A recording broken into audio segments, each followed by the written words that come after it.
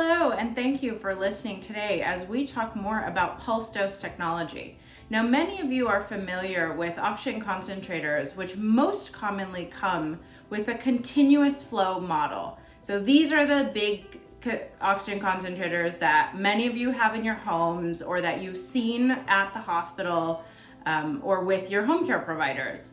These deliver oxygen on continuous flow. So continuous flow is when oxygen is being delivered continuously.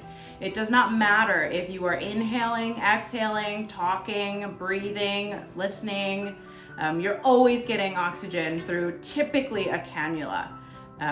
The way to do this is using a fairly large oxygen concentrator so that it has the ability to always be delivering that continuous flow of oxygen that you need. The other form of delivering oxygen to you is what's called pulse dose technology. Pulse dose technology is when oxygen is delivered only when you inhale.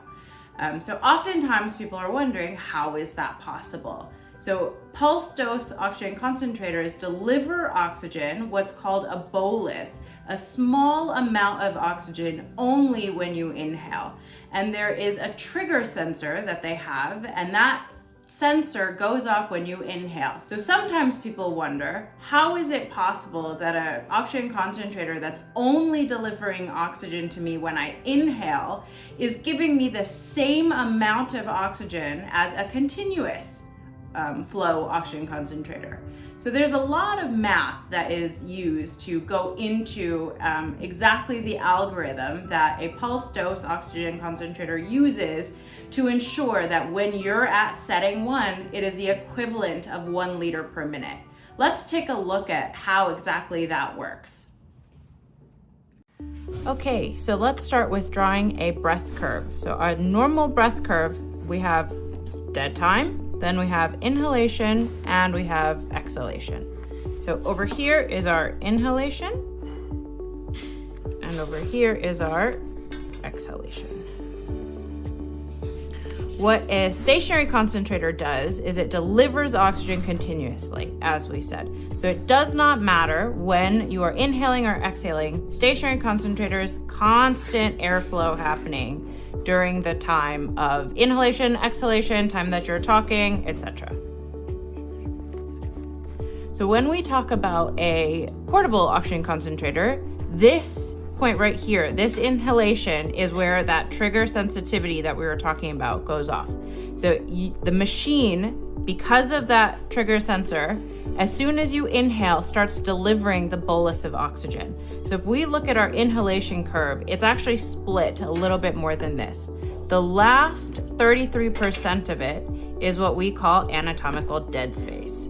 During this anatomical dead space, no oxygen enters your lungs. So our whole goal when we're trying to saturate a patient, keep their SpO2 levels high, is to deliver oxygen during the time of inhalation so that it gets into the lungs. So let's take a look at the math. We are going to start with some assumptions. Our first assumption is that we will have 20 breaths per minute. So that is our breath rate. This equals 3 seconds for each breath. We are going to take an inhalation to exhalation ratio of 1 to 2. This means in this 3 seconds, 1 second is for inhalation and 2 seconds is for exhalation. So we have 1 second of inspiration. If we have a 2 liter oxygen concentrator, so a prescription on 2 liters per minute, if we break that down, what exactly is 2 LPM mean? This means 2,000 milliliters are being delivered for every minute. So if we take this number and we divide it by 60 seconds, we get 33 milliliters per second. So a continuous flow oxygen concentrator is delivering 33 milliliters for every second within a minute And if we compare that to our 20 breaths per minute breath rate, that means that on a continuous oxygen concentrator, we get 33 milliliters of oxygen that's entering our lungs during this period of inhalation.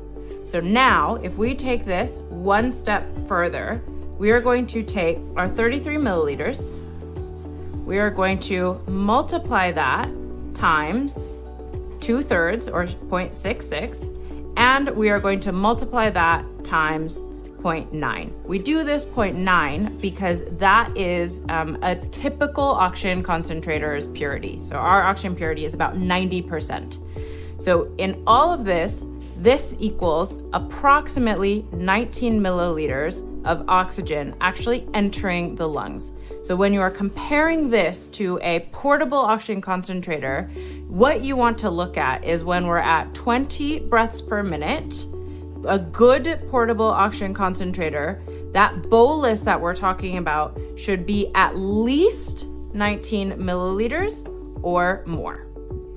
And that is how a portable oxygen concentrator delivers the same amount on setting 2 as a continuous oxygen concentrator would. Thanks for tuning in.